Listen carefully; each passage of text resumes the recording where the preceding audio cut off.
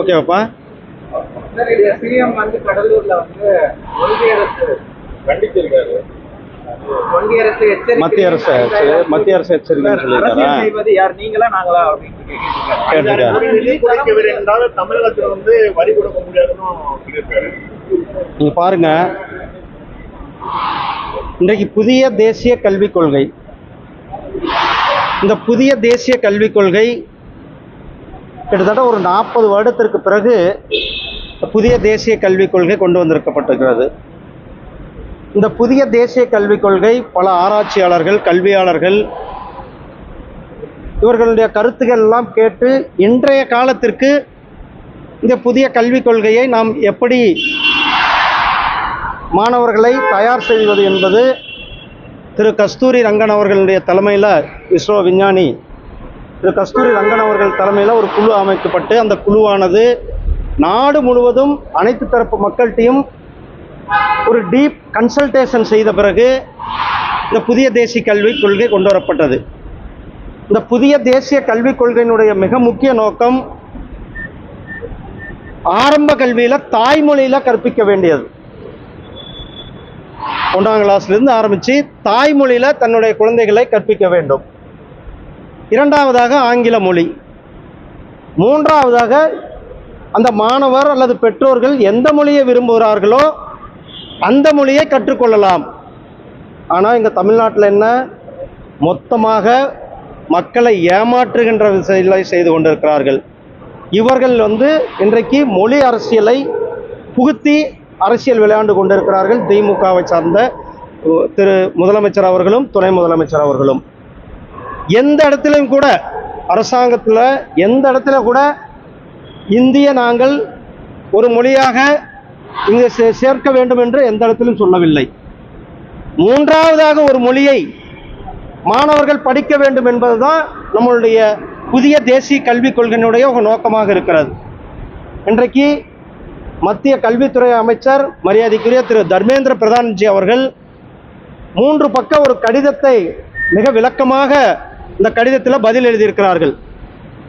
தமிழுக்கு, தமிழ்நாட்டிற்கு, தமிழ் மொழிக்கு எந்த அளவுக்கு நாம் பெருமை சேர்த்து கொண்டிருக்கிறோம் என்று.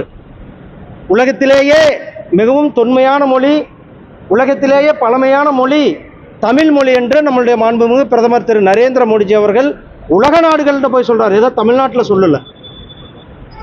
2ஆவதாக பாரதிய ஜனதா கட்சியினுடைய தேர்தல் அறிக்கையில் நாம் சொல்லியிருந்தோம், ஒவ்வொரு நாட்டிலையுமே திருவள்ளுவருக்கு கலாச்சார மையம் அமைக்கப்படும் என்று நம்ம சொல்லி ஆட்சிக்கு 5 மாதத்துலேயே 5 இடங்களில் ஆரம்பிச்சிருக்கோம். முதல்ல போன செப்டம்பர் மாதம் நம்மளுடைய மாண்புமிகு பிரதமர் அவர்கள் சிங்கப்பூருக்கு சென்ற இடத்துல சிங்கப்பூரில் கலாச்சார மையத்தை ஆரம்பித்து வைத்திருக்கிறார். அதே போல் பாரதியாருக்கு ஹிந்து பனாரஸ் யூனிவர்சிட்டியில், அதே போல் திருக்குறளை கிட்டத்தட்ட 35 மொழிகளில் மொழிபெயர்த்து நாம் கொடுத்துருக்கோம் நம்மளுடைய சங்க இலக்கியங்களை. இது ஒரு புறம். இன்னொரு புறம், இன்றைக்கு தமிழ்நாட்டினுடைய கல்வியினுடைய திட்டங்களுக்கு இவர்கள் சரியாக மத்திய அரசாங்கத்திற்கு ஒத்துழைப்பு கொடுக்காதனால் கிட்டத்தட்ட 5000 கோடி ரூபாய் தமிழகத்திற்கு வர வேண்டியது நிலுவையில் இருந்து கொண்டிருக்கிறது. இதற்கு முழு காரணம் திரு ஸ்டாலின் அவர்களும் திரு உதயநிதி ஸ்டாலின் அவர்களுமே.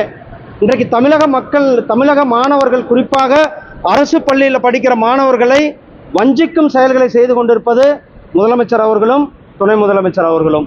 நான் கேட்குறேன், துணை முதலமைச்சருடைய பசங்க எங்கே படிக்கிறாங்க? அவங்க முதலமைச்சருடைய பேரங்க எங்கே படிக்கிறாங்க? சிபிஎஸ்சி பள்ளிகளில், தமிழ்நாட்டில் இருக்கிற அத்தனை சிபிஎஸ்சி பள்ளிகள்லையும் 3ஆவதாக ஒரு மொழி ஹிந்தி கற்றுக் கொடுக்கப்படுகிறது. அதே போல் மெட்ரிகுலேஷன்ஸ் பள்ளியில் 3ஆவதாக ஒரு மொழி கற்றுக் கொடுக்கப்படுகிறது. அப்படி இருக்கும் பொழுது அரசு பள்ளியில் படிக்கிற ஏழை எளிய மக்கள், பட்டியலின மக்கள், வறுமை கோட்டு கீழே உள்ள மக்கள், அவர்களுக்கு மட்டும்தான் இந்த 3ஆவதாக ஒரு மொழியை கற்பிப்பதில் அவர்கள் அவர்களுக்கு மறுக்கப்படுகிறது. இது வந்து ஒரு நவீன தீண்டாமையினுடைய உச்சமாக இருக்கிறது. இப்படி திமுக அரசாங்கம் ஏழை எளிய மாணவர், இப்போ பணம் வச்சிருக்கிறவங்க போய் மெட்ரிகுலேஷன் ஸ்கூல்லையும் ஒரு சிபிஎஸ் ஸ்கூல்லையும் படிக்கும் பொழுது அவர்களுக்கு வந்து வேற ஒரு மொழியை கற்றுக்கொள்வதில் இருக்கின்ற அந்த சுதந்திரம் அரசு பள்ளியில் படிக்கிற ஏழை எளிய மாணவர்களுக்கு, இந்த பட்டியலின மாணவர்களுக்கு, வறுமை கோட்டு கீழ் உள்ள மாணவர்களுக்கு இந்த உரிமை மறுக்கப்படுகிறது. மூன்றாவதாக ஒரு மொழி எந்த மொழியாக வேண்டுமானாலும் இருக்கலாம். நாம் யாருமே ஹிந்தி படிங்கன்னு சொல்லவே இல்லை. மறுபடியும் இவர்கள் மொழி அரசியலை திணிக்கிறார்கள். எந்த இடத்துலையுமே அரசாங்கம் ஹிந்தி மொழியை கற்க வேண்டும் என்று சொல்லவில்லை.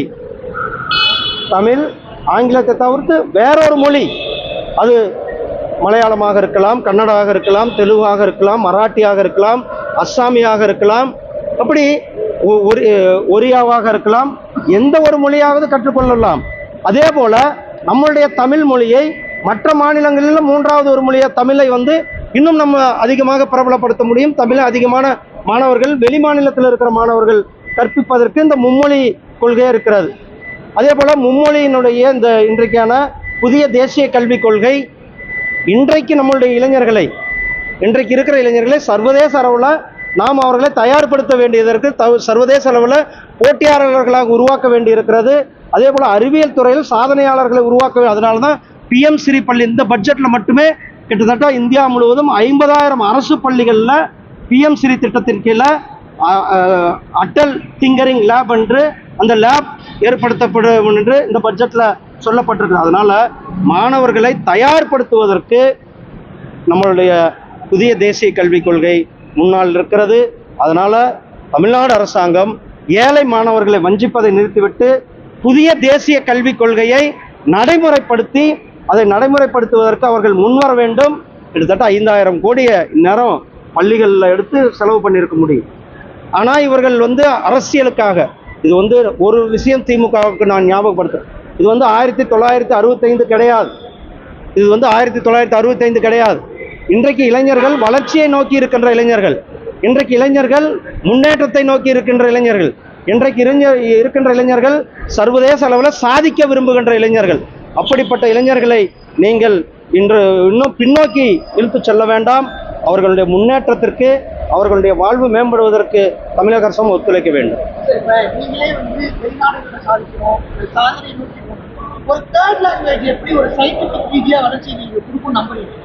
அதாவது தம்பி, ஒரு தேர்ட் லாங்குவேஜ் நீங்க இப்போ கும்மிடிப்பூண்டிக்கு ஏத்திட்டீங்கன்னா, நான் வந்து ஒரு விளையாட்டுக்காக சொல்லல, ட்ரெயின் கும்மிடிப்பூண்டி கிராஸ் பண்ணா உன்னை திட்டினா கூட உனக்கு தெரியாது, சிரிச்சுட்டே திட்டுவான். ஒரு மொழியை வந்து கற்றுக்கொள்ளும் பொழுது நமக்கு அந்த மொழி மேல பற்றுதல், எப்படி தமிழ் மொழியை அதிக பேர் விரும்புகிறார்களோ அதுபோல இன்னொரு மொழியை நாம் விரும்புவதில் என்ன தவறு இருக்கிறது? ஒரு மொழியை கூடுதலாக கற்றுக்கொள்வதில் என்ன தவறு இருக்கிறது? ஒரு மொழியை கூடுதலாக ஒரு மாணவர் கற்பிக்கும் பொழுது, ஒரு மாணவருக்கு சிபிஎஸ்இ ஸ்கூல்ல கொடுக்குறீங்க, மெட்ரிகுலேஷன் ஸ்கூல்ல கொடுக்குறீங்க, அப்போ ஏழை எளிய மாணவர்கள் படிக்கிற அரசு பள்ளியில் படிக்கிற மாணவர்களுக்கு மட்டும் இந்த உரிமை எதுக்கு மறுக்கப்பட வேண்டும்? அதனால 3 மொழி கல்வி என்பது வேண்டும். மாணவர், இன்றைக்கு தமிழ்நாட்டினுடைய மாணவர்கள் பெற்றோர்கள் வரவேற்கிறார்கள். ஒவ்வொரு வீட்டிலையும் கோலம் போட்டு எனக்கு 3வது மொழி வேண்டும் என்று கேட்டுக்கொண்டு இருக்கிறார்கள். புதிய தேசிய கல்விக் கொள்கை வேண்டும் என்று மக்கள் கேட்டுக்கொண்டிருக்கிறார். வீடு வாசல்களில் கோலமிட்டு வரவேற்கிறார்கள்.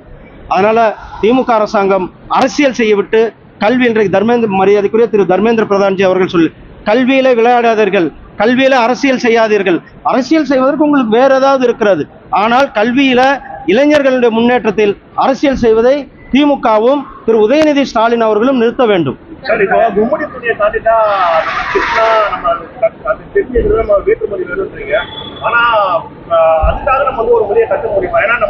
தம்பி, நான் அதுக்கு அடுத்தது இருங்கப்பா, அதுக்கு அடுத்தது நான் ஒரு சொல்ல, ஆங்கிலம் வந்து எங்கேயுமே தெரியாதுப்பா. இங்க எல்லாருக்கும் தெரியுமா ஆங்கிலம்? ஆங்கிலம் வந்து எங்கேயுமே தெரியாது. யார் போய் கேளுங்க, இங்க கேளுப்பா, இங்க போய் கேளு. ஆங்கிலம் எத்தனை பேருக்கு தெரியும்? ஆட்டோ ஓட்டுறவங்க, ரிக்ஷா ஓட்டுறவங்க, அல்லது வேற ஏதாவது வேலையெல்லாம் இருக்கிறவங்களுக்கு எத்தனை பேருக்கு இங்கிலீஷ் தெரியும்?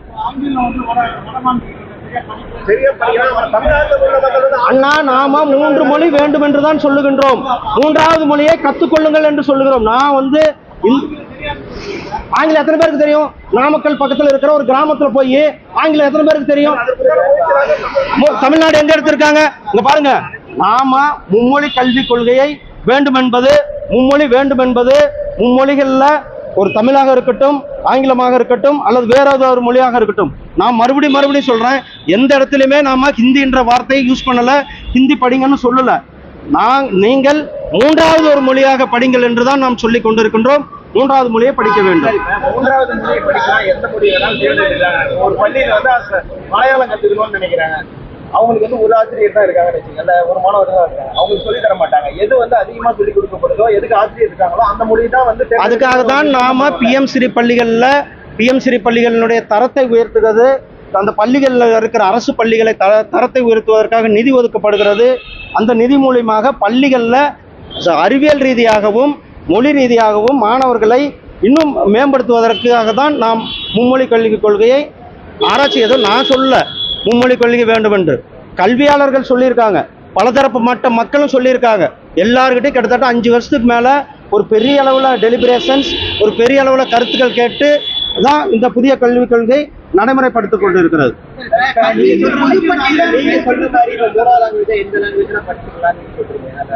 நாளைக்குள்ள ஒரு ஆசிரியர் பற்றாக்குறை ஏதோ ஒரு சூழல்ல வந்து ஹிந்தி திணிக்கப்படாத, அதாவது ஒரு மலையாளம் படிக்க விரும்புறவங்களுக்கு மலையாளத்துல ஆசிரியர் இல்லை.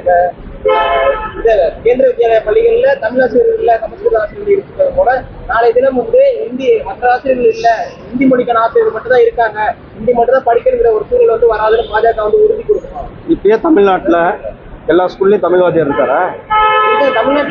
எல்லா ஸ்கூல்லையும் நான் கேட்கறது, எத்தனை ஸ்கூல்ல வந்து வேக்கன்ட் இருக்காங்க, எத்தனை ஸ்கூல்ல ஆசிரியர்கள் வேக்கன்ட் இருக்காங்க?